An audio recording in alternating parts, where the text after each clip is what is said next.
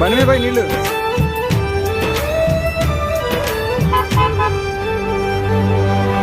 తగిలే రాళ్ళని పునాది చేసి ఎదగాలని, తరిమే వాళ్ళని హితులుగా తలచి ముందుకెళ్ళాలని.